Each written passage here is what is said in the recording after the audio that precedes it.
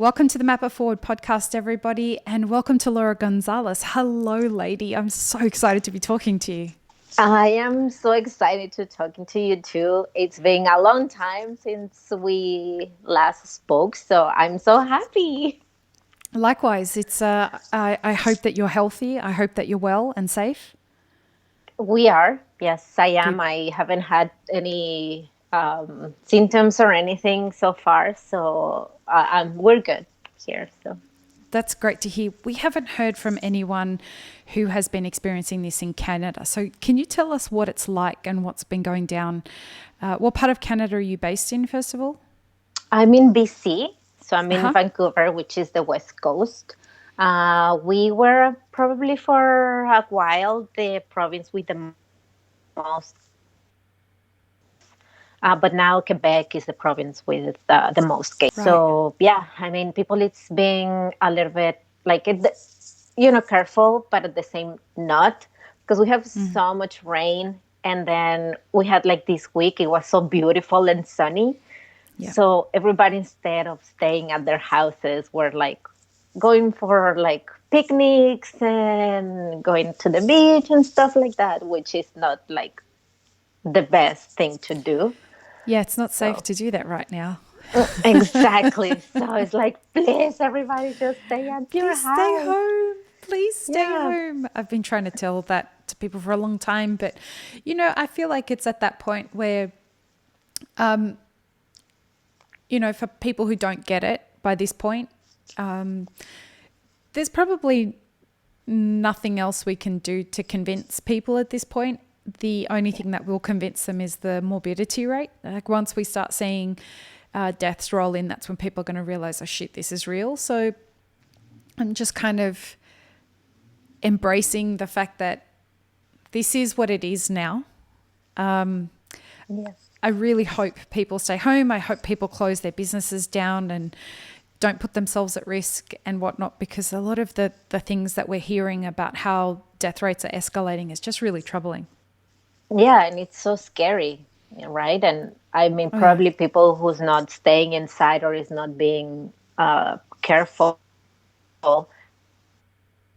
they're not going to be careful until this like affects them directly. What happens, like until something affects you directly, then it's when you start caring, which is not fair for the other people.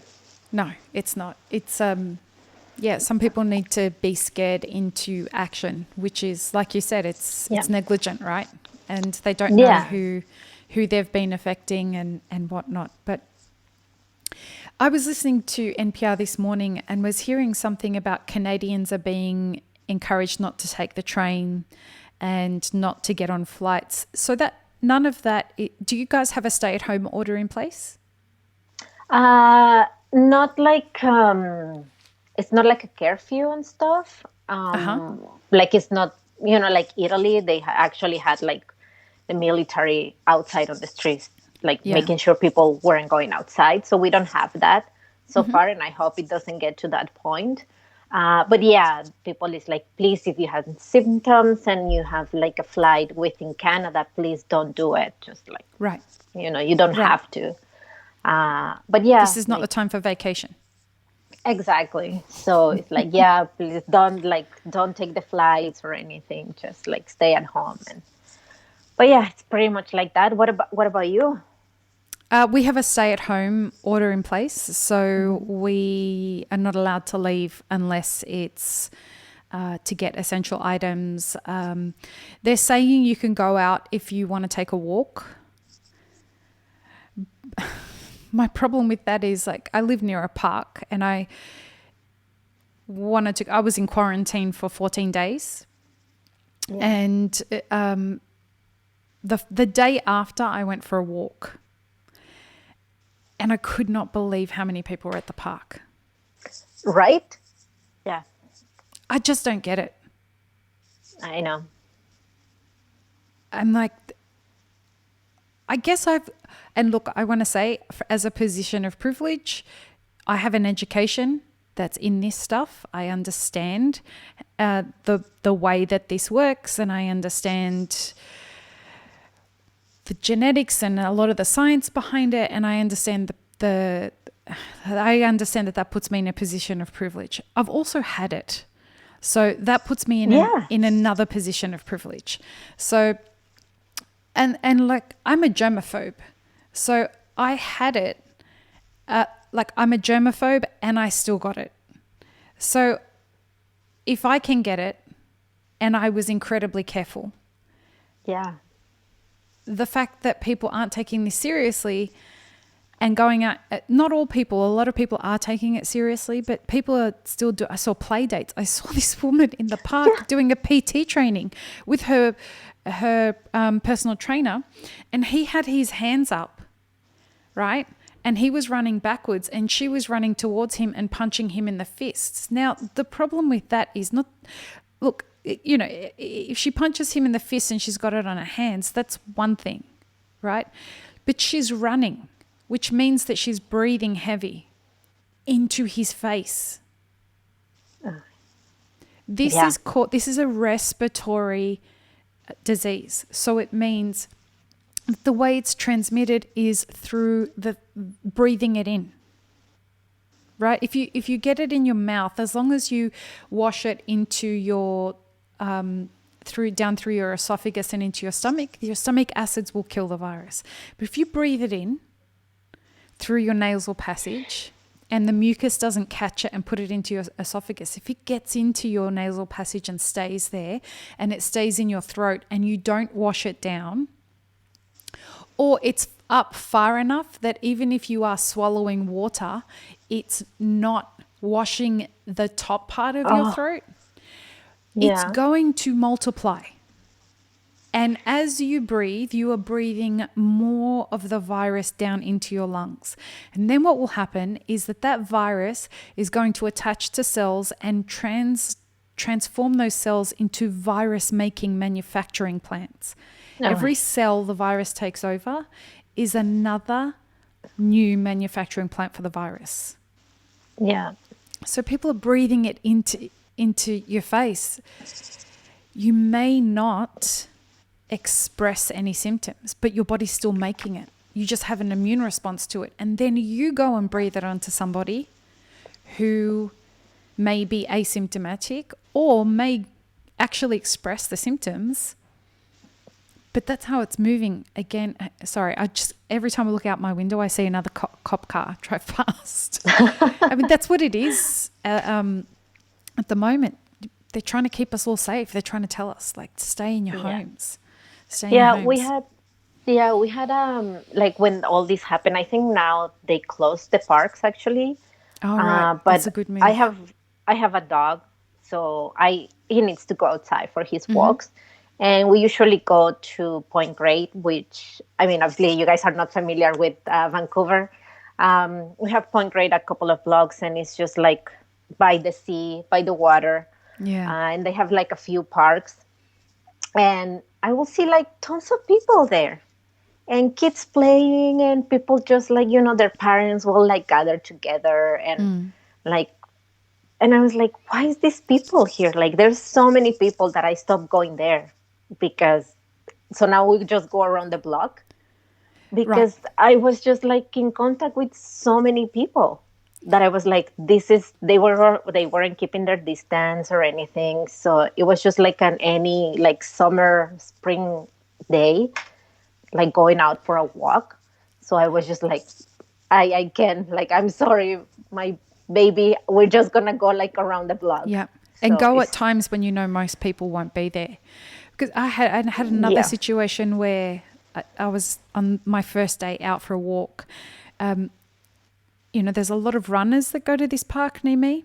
Oh yeah. This guy was running, I'm walking straight and he's running he's like across. Breathing. Oh. No, he spat on the ground right in front of me. And I'm like, does he understand the ramifications of that right now? But look, you know, most people don't. And again, like, I have to recognize that I do come from a position of privilege in that situation, that I have information that was afforded to me because I chose to study this when I was at university. And so that gives me more information than the average person because that's what I've studied. but there's information out there Yeah, that's of being put in course. really clear kind of language. I'm just saying that whole thing because, like, I need it to check myself so that my initial reaction isn't, dude, like, think. But Of course. he's not thinking. Like, it's not. This is not business as usual. And when someone's going out for a run and they're tired and they're exerting everything, they're not thinking about, I shouldn't spit in front of that woman because I could have coronavirus. He's thinking, oh my God, I'm so exhausted right now. And I've been Yeah. running for 20 minutes and I just want to get home and I want to finish this run. So I kind of use that as a way to be like, hey, princess, shut the fuck up. And keep myself in check. You know what I mean? Yeah, I know, but it's also because I had this like we have a lot of runners around here too, Yeah. and we were just walking, and this girl just like and I'm a runner too. Well, I haven't been like for a while now, but I wish you're I was a running, runner. and you're like breathing so heavily that I Yeah. could feel her breath like close to me, and I was like, what if she Yeah. has it? So Have you had any symptoms yet? no, no, no, not at all. Mm. I've been very careful.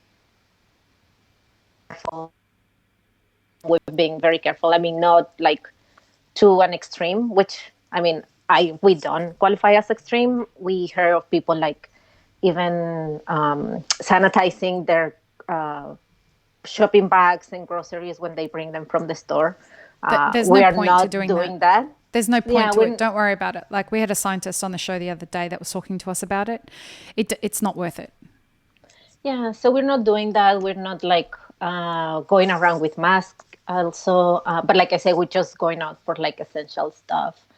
Um, I was wearing gloves when I was doing a few shifts when I was being handed money. But that's pretty much. And I was like sanitizing everything when I was at work and stuff. But and just being careful, trying just to pay with card and just keeping our Right. distance. Wash our hands immediately when we come from the street. So, but yeah, so far we're okay. And that makes me we have a word in Arabic it's alhamdulillah, which is like, and again, I'm not religious, but it's just a word we say. It's thank God, which is Yeah. when someone says something like that in these kinds of times, we say alhamdulillah. So I wanted to have a conversation with you just because I want to have a conversation with you. But Yeah. you were saying to me something interesting to talk about, which I'm like, I love that subject. The idea of raising money right now for platforms like yours, which is Strong Women of Coffee, and like podcasts and events and things like that. Are you still there, Laura? Hello, hello. Oh Hello, yeah, hello. yeah. Sorry, Yes. it No completely cut problem. up. Like I couldn't hear you. Yeah. So we were going to have, you wanted to talk about something that was really interesting. This idea of the way businesses like what you have founded, which is Strong Women of Coffee, which I'm a massive fan of, Thank and events and podcasts, whose revenue streams are typically based on sponsorship money. The way that those revenue streams have been affected as a result of what's happened. And I thought, what a fascinating discussion that would be, because we've definitely felt the effects of it for the Map It Forward podcast. Even though we've said we're going to give 100% of any sponsorship money that comes to Map It Forward right now, we're going to use it to employ people in the coffee industry to produce the podcast and give 100% of any sponsorship money that we get to them. you. We're Nice. still, well, the interesting part about it is there's no money to give right now. Yeah. No. I totally I believe that. I mean, companies are struggling also to keep open and take care of their employees, right? So I think it's like a huge impact in the economy, not just the coffee industry, but as a whole. And like roasters, it's like a chain. If the roaster have to, or like cafe owners need to close their shops, then there's no baristas are not working, but they also like roasters, and the roasters cannot pay the producers, and so it's just like a whole like massive chain reaction that is happening right now in the economy, like around the world. So yeah. Yeah, I'm feeling it in my other business from that perspective. Our whole wholesale business has been wiped out 100% because all my wholesale customers are closing down. Yeah. And it's just the way that it is. I mean, there's nothing I can do about it other than focus on transitioning it to a direct-to-consumer business, which we had started working on, but we're not there yet. And now we have to be there. Now we're like, okay, so we have to accelerate the whole plan that we have for a direct-to-consumer business, and as well as do what we're doing with Map It Forward and try and process like everything that's going on, which has been a little bit challenging. Yeah, of course. And, even though like in regular basis, it's so difficult to get like sponsorships. So now with all this, I think it's going to be even more like difficult and challenging to get like people and companies to like sponsor events or trainings, podcasts, everything. So yeah, it's going to be interesting in the future. What do you think is motivating that right now? What do you think is motivating the way that businesses have responded? Because there are businesses out there that are absolutely making money right now in our industry. Yeah, I guess I don't know. Well, honestly, here in Vancouver, like most of the people are not making any money because most of them are closed. I'm sure maybe like in the US it's different. Definitely at the cafe level, they're not making money, but there are equipment manufacturers, that some of them who supply equipment direct to consumer. So they're going nuts right now. And there are, people who supply supermarkets are crushing right now. If you're a roaster that supplies any kind of supermarkets, you're doing very, very well right now. No, you're right. I didn't think about that. Yeah, we have those companies as well here. Yeah. And I mean, they are making a profit because they resell at supermarkets, and they just like, oh, don't go outside, come and buy your home equipment and stuff like that. So, I'm the same. Like as a rule, the only coffee I drink here is elixir, and excuse me, most of the rest of the day, I'm drinking tea. But if I want a coffee, I want to support local businesses, so I go out and buy it. I can't do that right now. So I got on the phone to Baratza and I'm like, I need a grinder because I don't even have a grinder at home. And then I'm ringing a friend saying, listen, I need you to send me a V60 and send me a bill because I don't have any brewing equipment at home. Yeah, I'm actually the same. I have like a coffee shop like in the corner of my house. Yep. So when I need a grinder, because I know the guy, so I would just go and, hey, can you grind me this coffee? I need to make something. Or just go and buy my coffee there or something. Yeah. So, but now it's just like, oh, okay. So what do we do now? Because obviously I don't really like to buy at the grocery store the coffee. Yep. So I feel you. So I was like, oh, now what do we do? But the most of the time we're drinking tea. Yeah. Oh, yeah. There's a great new roaster, actually, that I got to turn you on to in Canada, Cafe Land. So I'll connect you with them. They sent me some coffee recently, and it was so fucking good. Oh, yeah. And they're brand new. I should know this.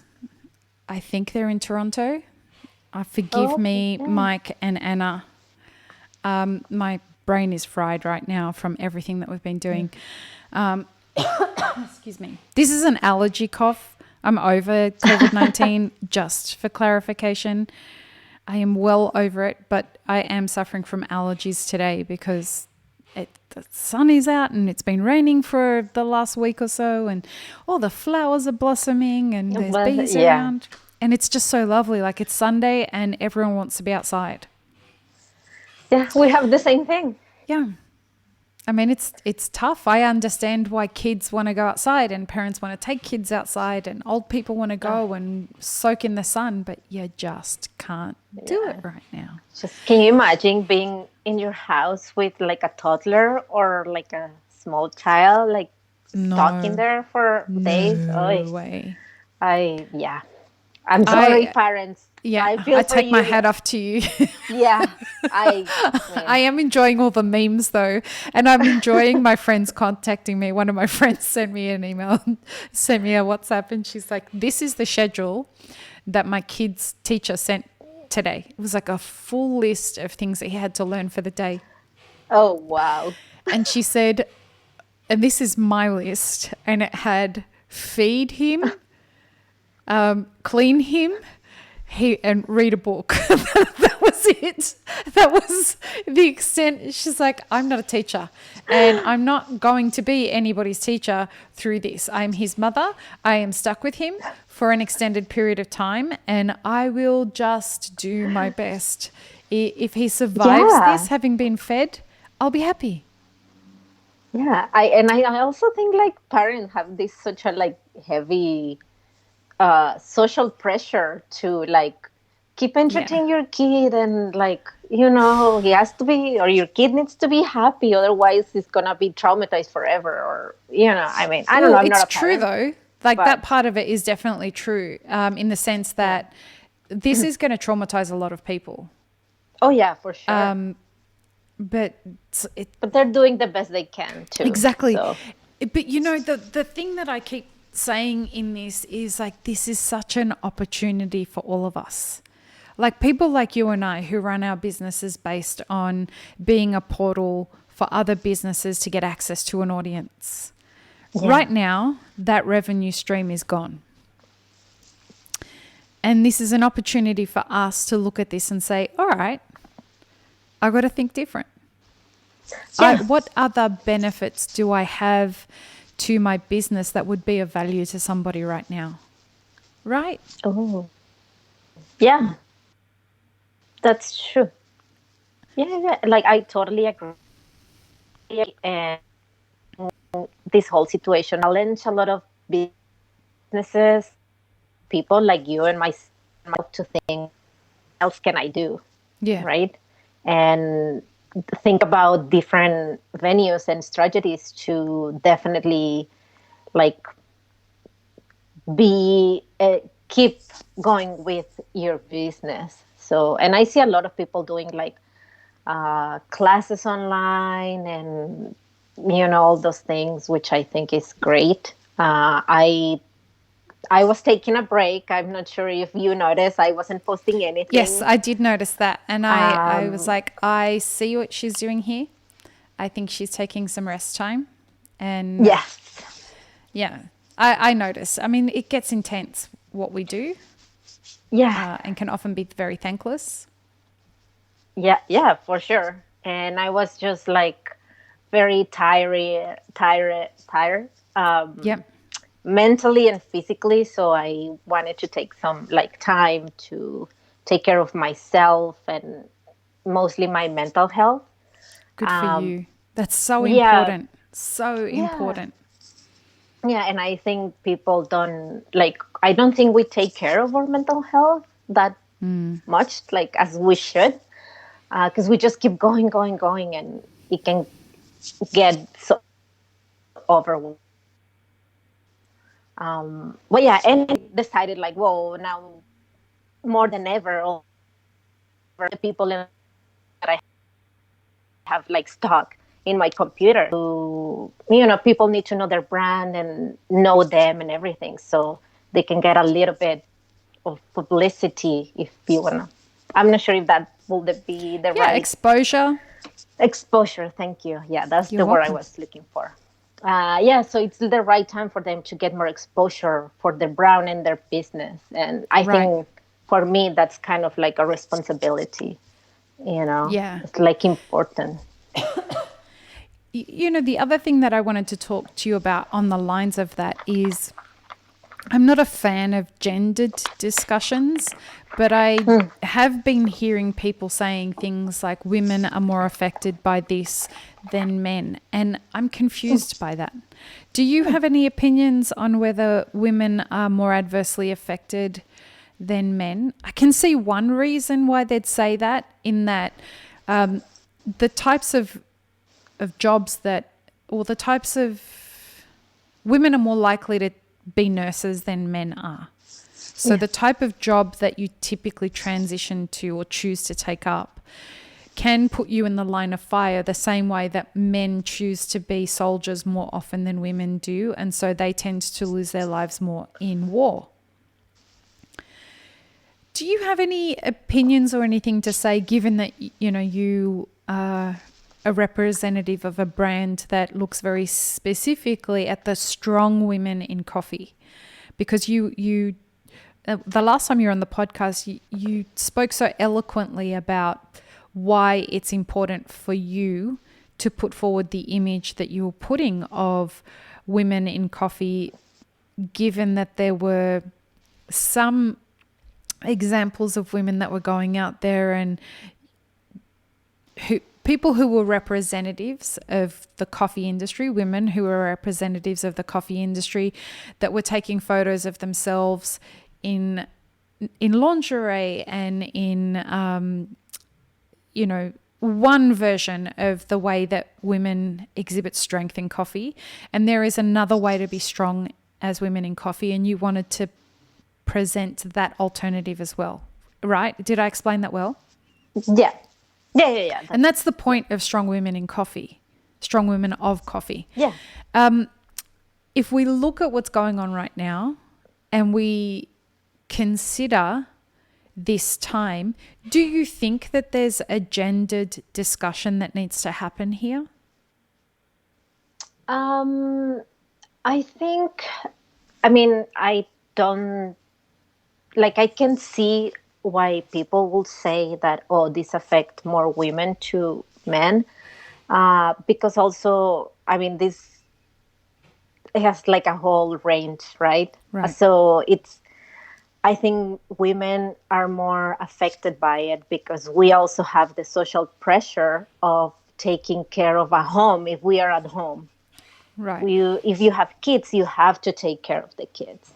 So yeah, I think that's why women are saying like, oh, now I have to work from home, take care of my kids, homeschool them, like you were saying with your friend.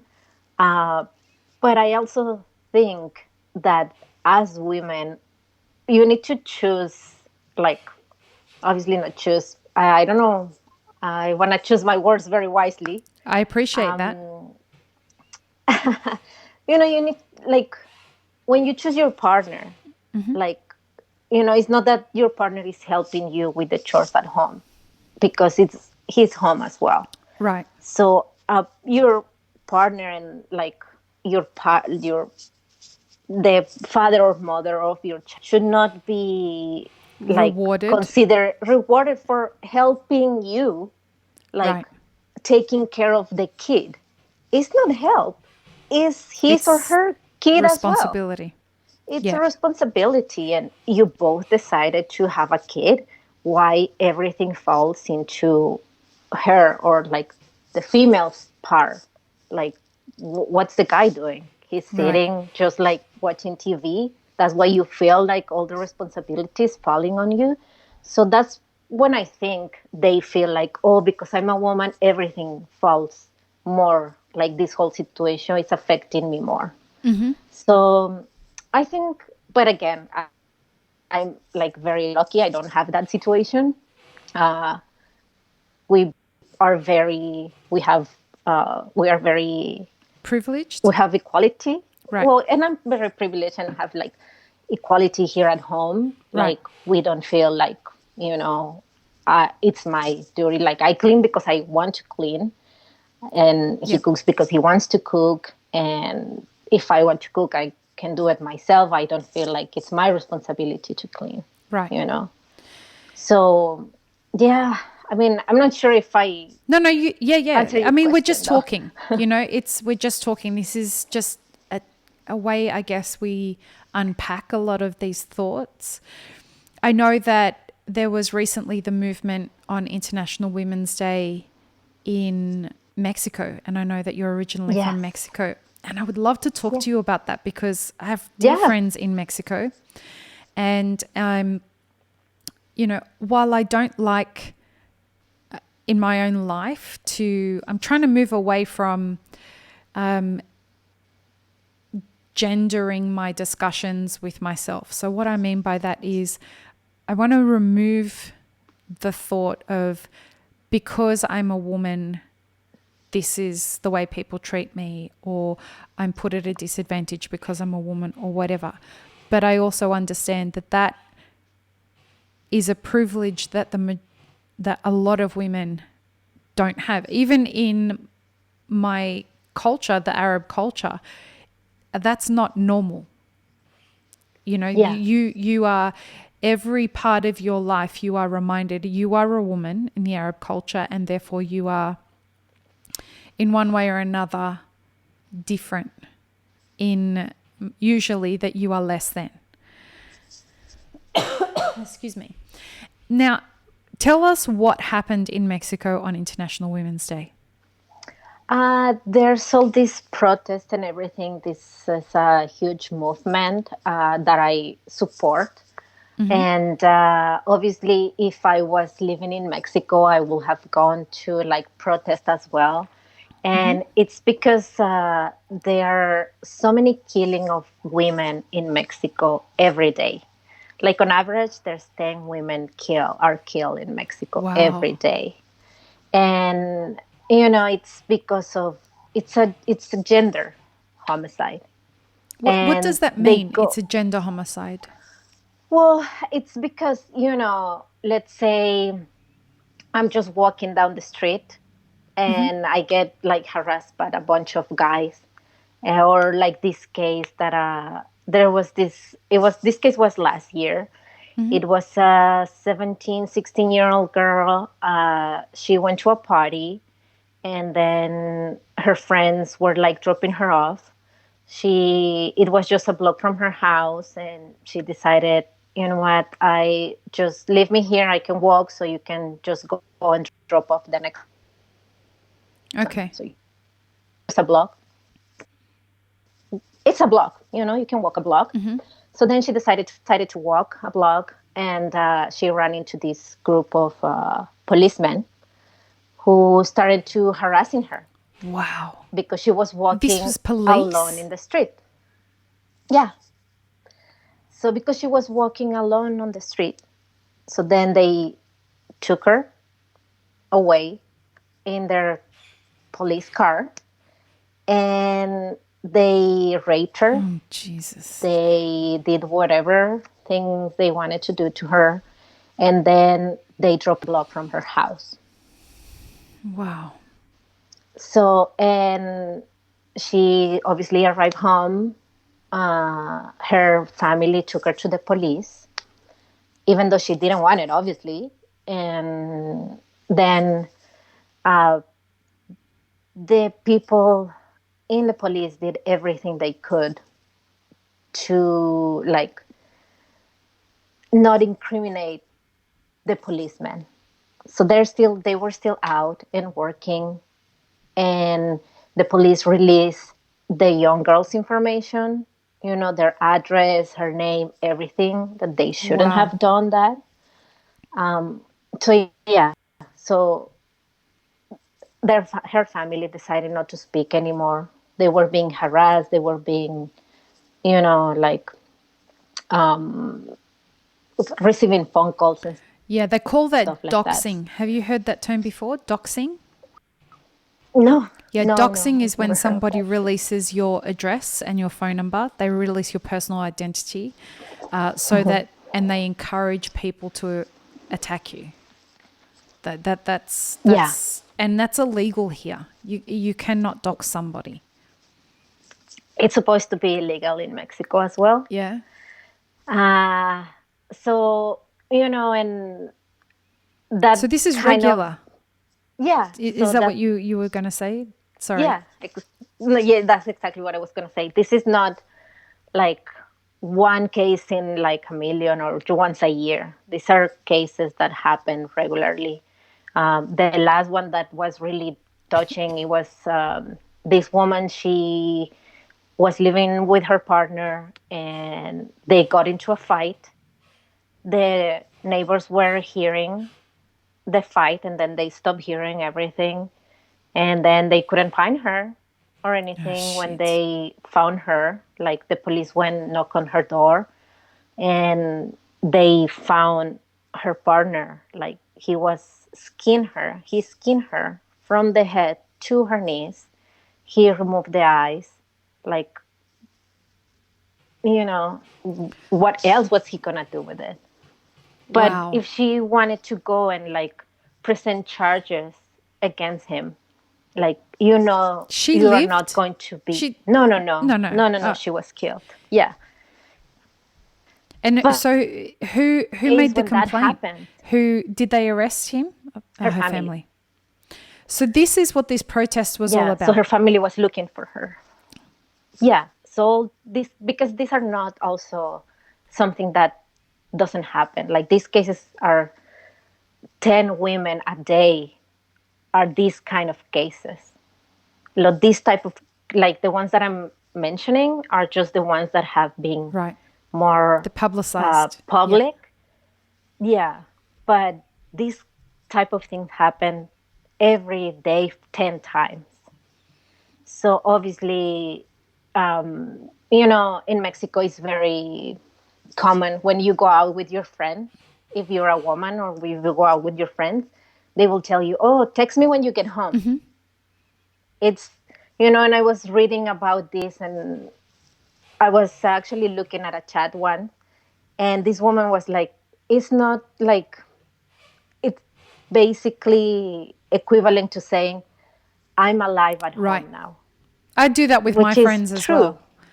My friends, even look, my male friends, if we're out and then I try and find my way home on my own, or they'll always say, "Can you text me when the Yeah, Lyft driver drops you home?"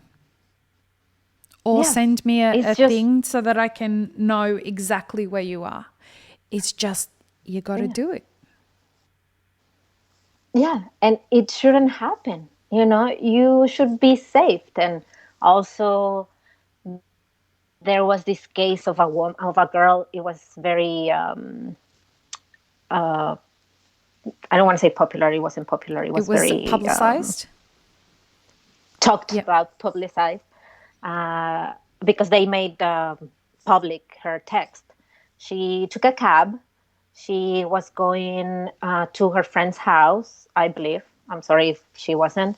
And then she took a cab and she was texting with her friend and was like, "Hey, I'm going to be there in 20 minutes. I'm on the cab."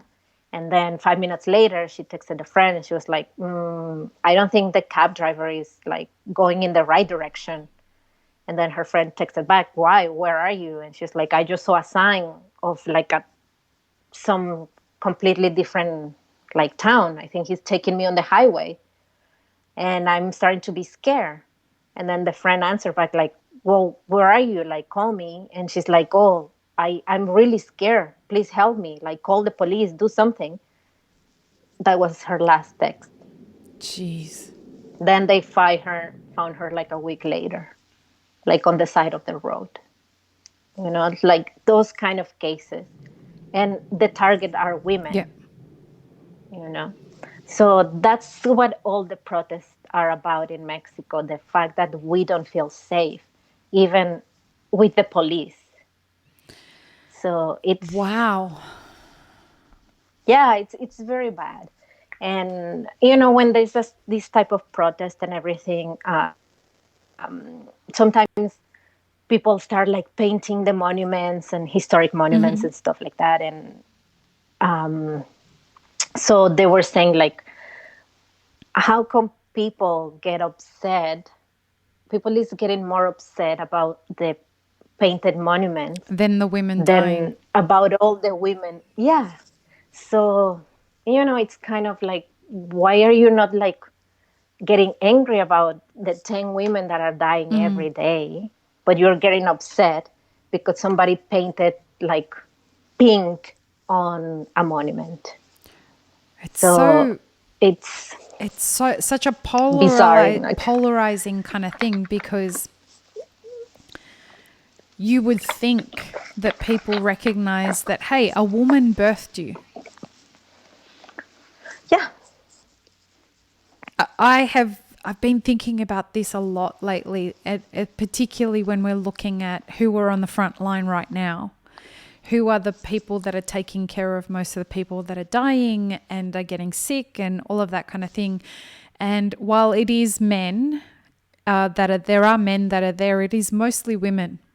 yeah, yeah, definitely. And, a friend of mine was saying to me yesterday, when I was saying to her, I'm just so baffled by why so many people are outside. And she said, Lee, there may be a bunch of women who don't want to be home because that's where their abuser is. Yeah.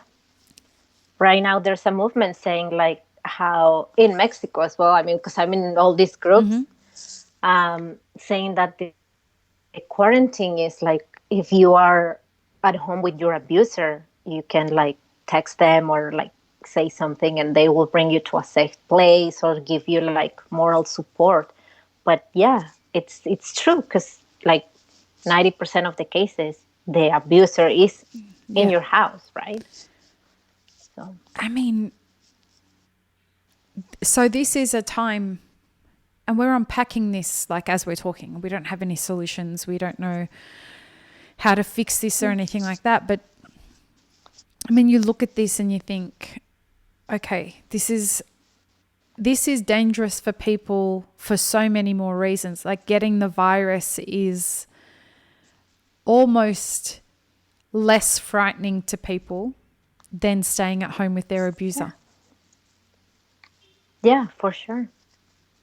Definitely. That's really striking, no? Like, and where do you go right now? Yeah. Especially And in places like Mexico, when you go to the police and the police, not all the police, but I'm sure obviously there's some police that are doing these gendered crimes. So is that what they're calling it? Gendered crimes? yeah, I'm not sure the word in English. In Spanish, it's called feminicidio, which is feminicide in English. Feminicide. I'm not sure. Okay. Yeah. Okay. Wow. So that is like the word in Spanish. And yeah, I mean, if you go to the police to report like something, they will immediately ask you like, well, what were you doing by yourself, like walking on the Right. street? Or like, well, I'm sure you were drunk. Well, I'm sure you were wearing like slutty clothes, because this is another thing in Mexico. Like, you need to be so careful how you go outside.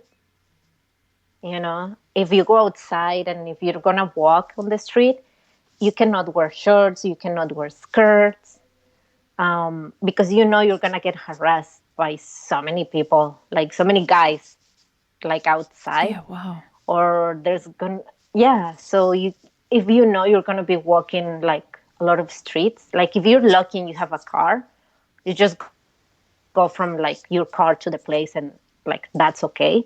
But if you use it like public transit and walking like couple of blocks to take the bus, it can be like, just by wearing a skirt, it can be like such a, like, not, I don't want to say traumatizing, but it's just like, I can wear this because I'm gonna have to walk. Sometimes you're just wearing jeans and like t-shirt, and even like that, like they start harassing you on the street. So there's like this sense of not feeling safe as a woman. I mean, where does the solution for that even start? Because it's obviously not something that's just happened. This is just a part of the culture. It's an accepted part of the culture. Look, we experience some of it in the coffee industry as well.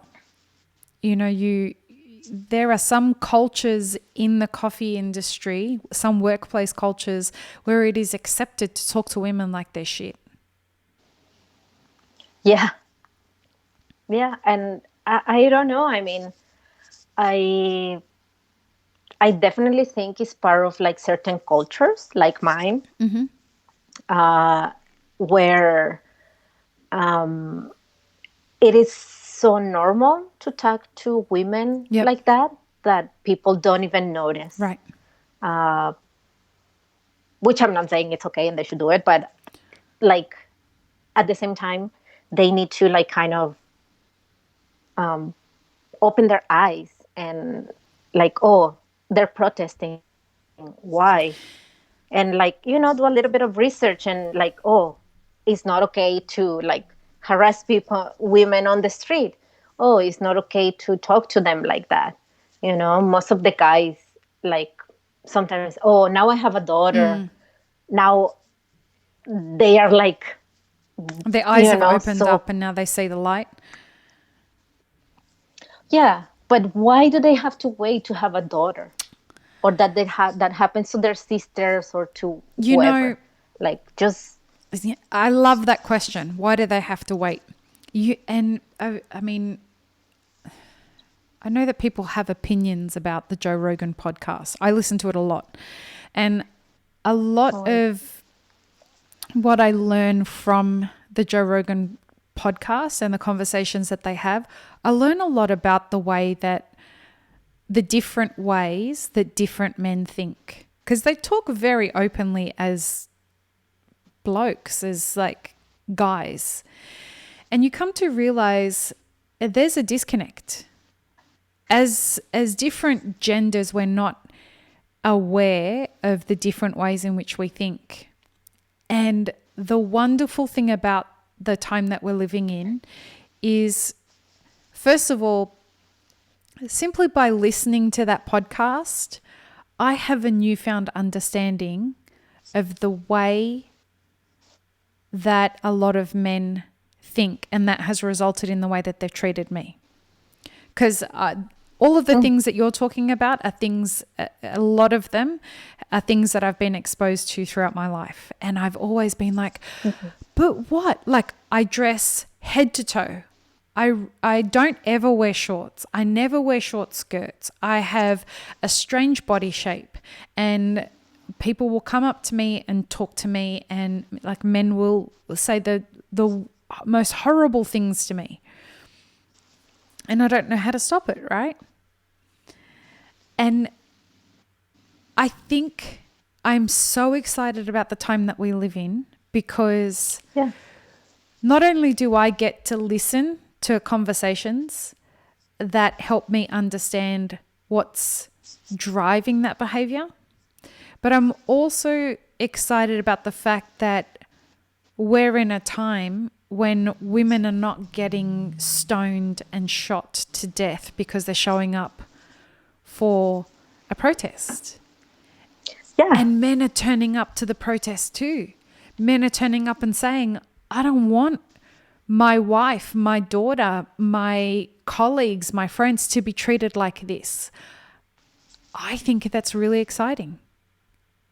Yeah, definitely. And also there's a lot of women who are realizing that we all have a lot of like behaviors that are like that, right?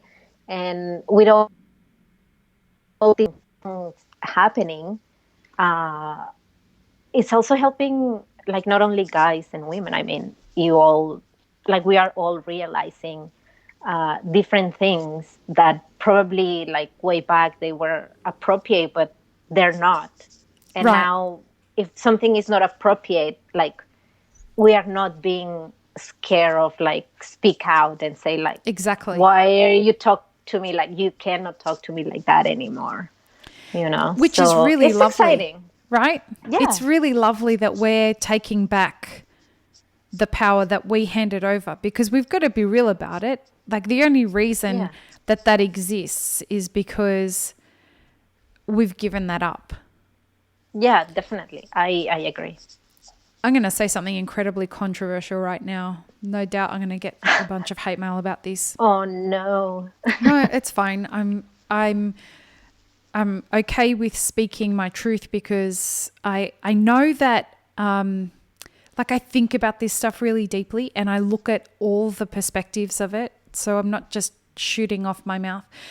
I think if we're going to have discussions about this kind of thing in our society, I think if we're going to turn around and we're going to say to men, you have to take responsibility for your actions, we also have to take responsibility for our actions.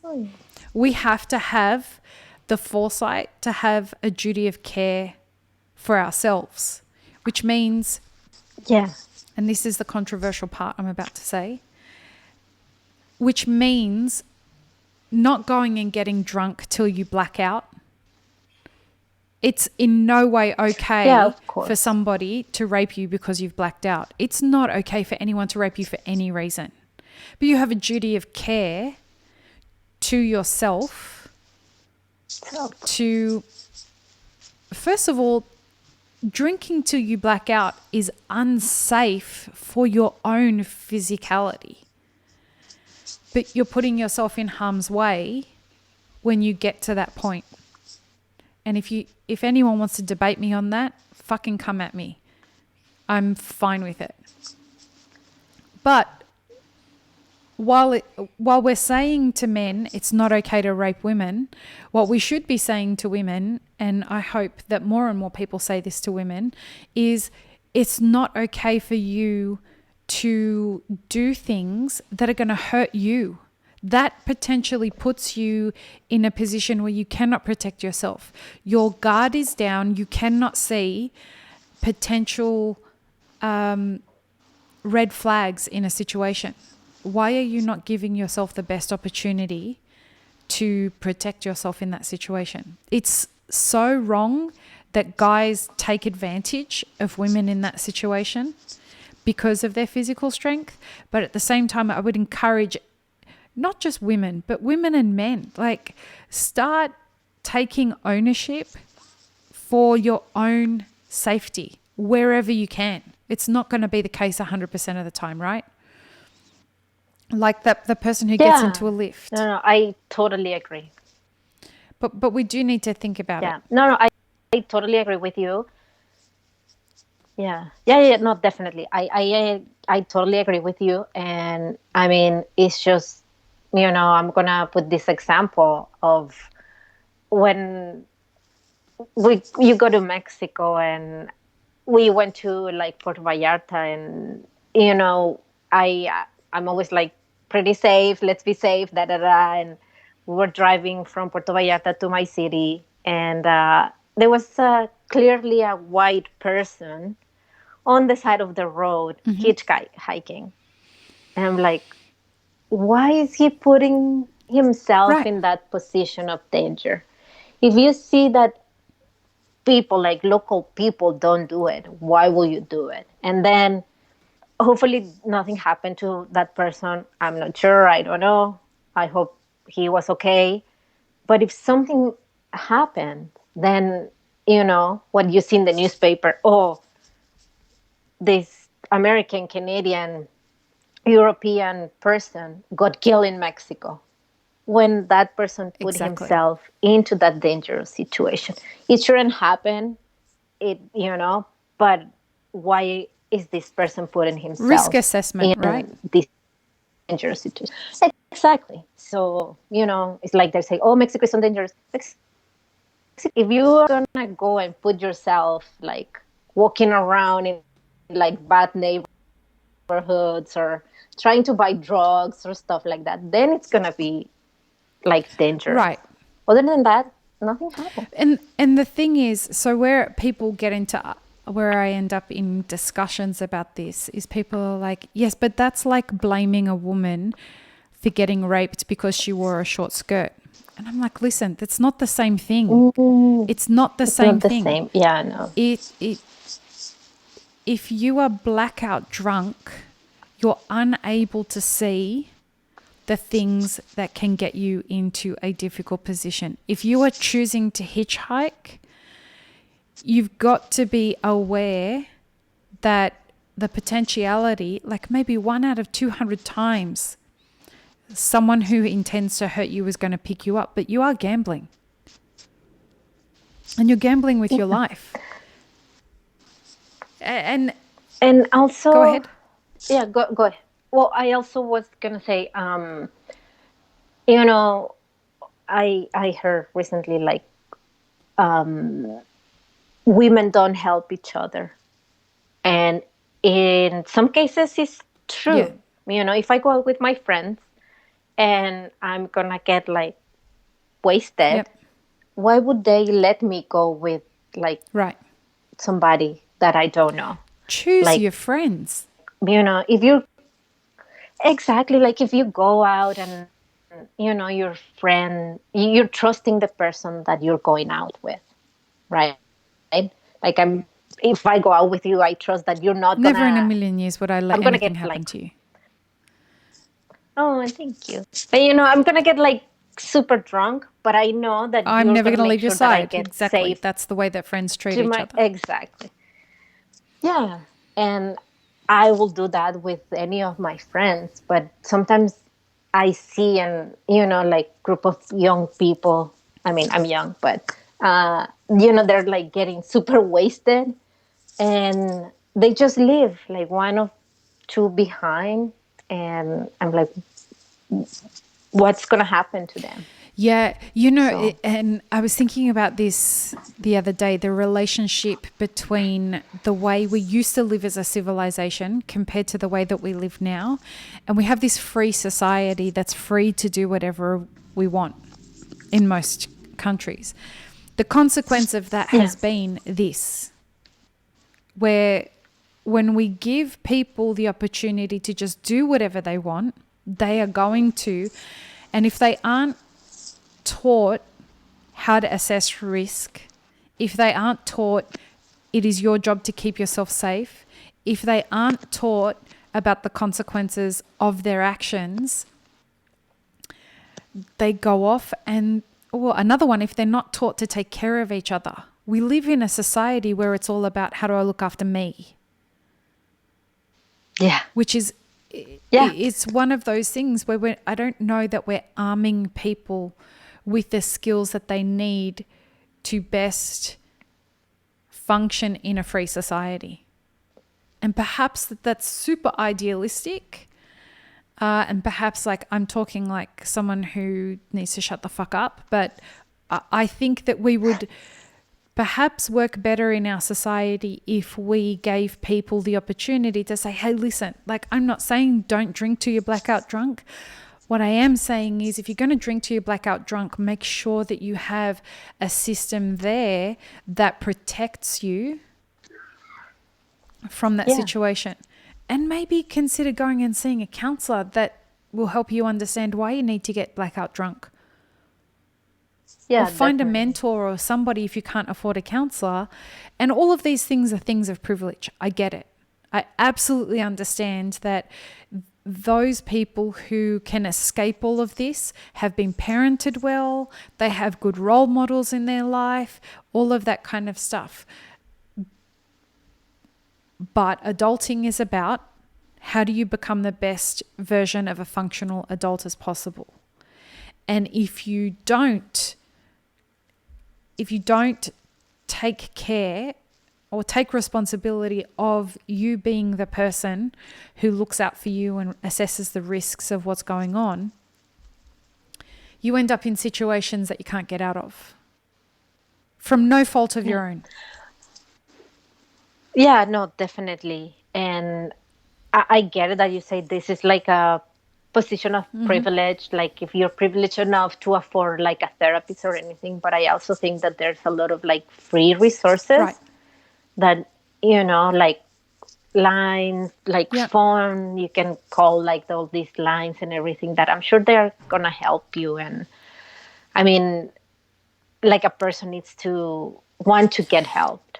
And as well. if you're listening to this and you're thinking like, she's talking from a position of privilege, etc., a lot of the shit that I hear out there right now, some examples of free content that will help you learn how to assess risk and become a more fully formed adult that are absolutely free.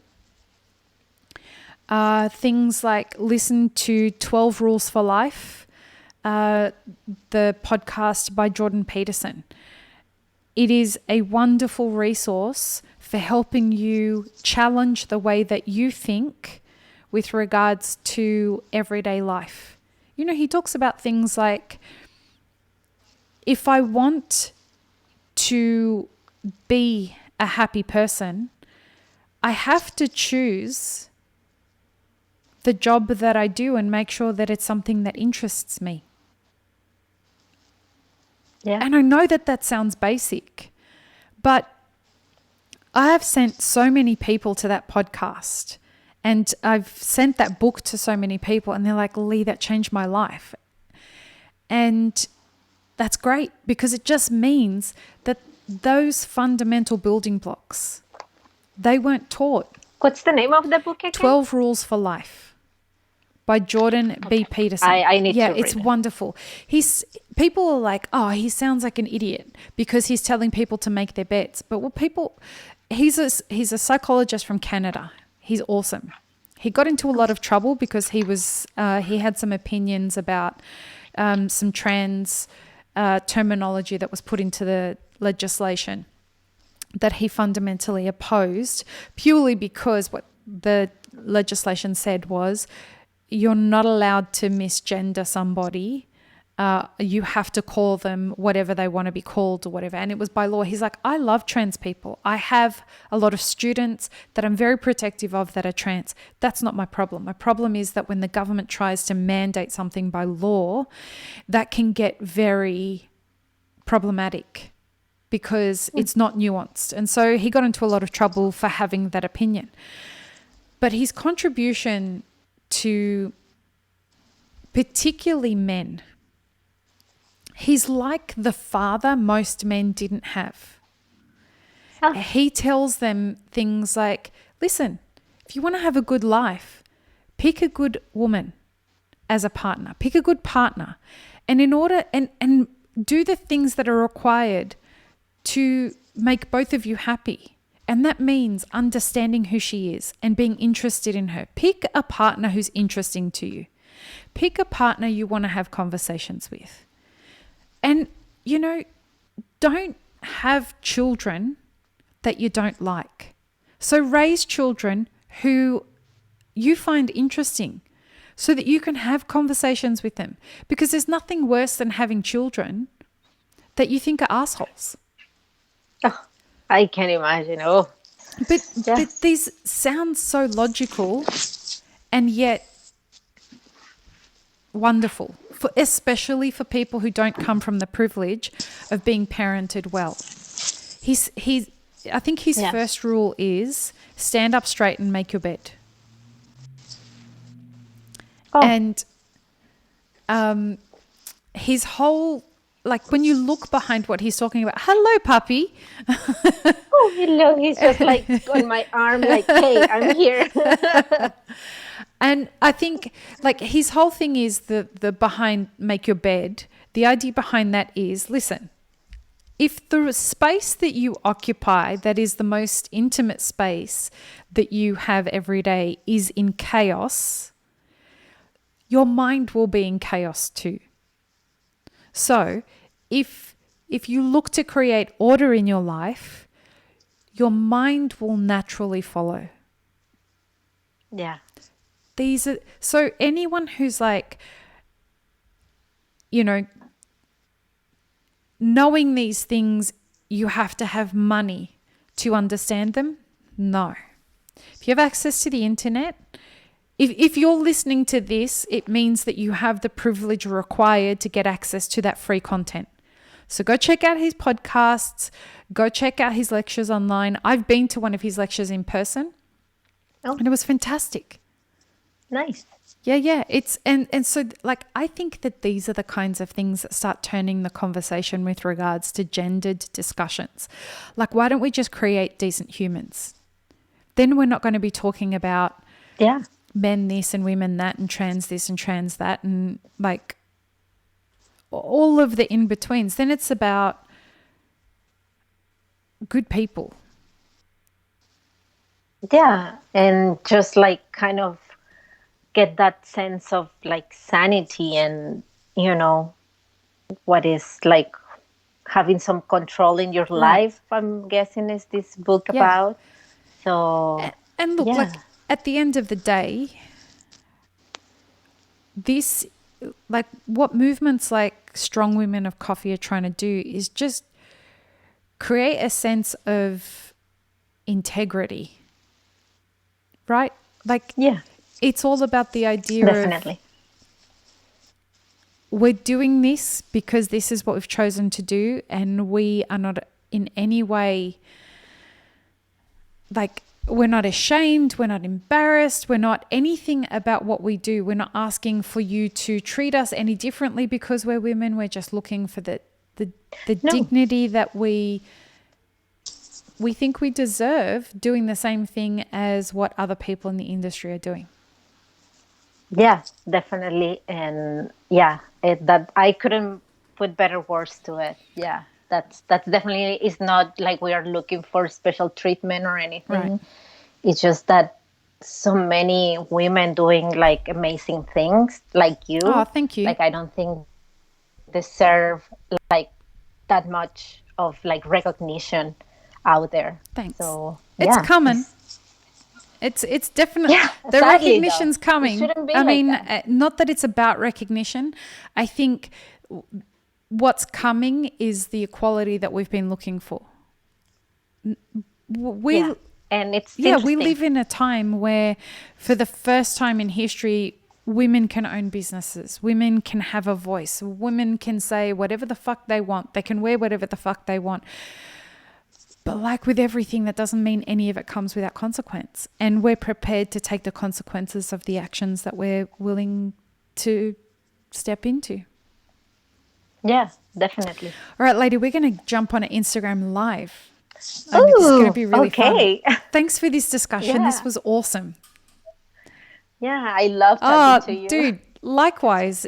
I have so much respect for you and the intention behind what Strong Women of Coffee is doing. So we'll have the link in the show notes below that can link people to what you're doing. And if you are listening to Thanks. us live, come and check us out on Instagram in about 35 seconds. Peace, Yay. love, and peanut butter, everyone. Take care. Bye, guys. Bye.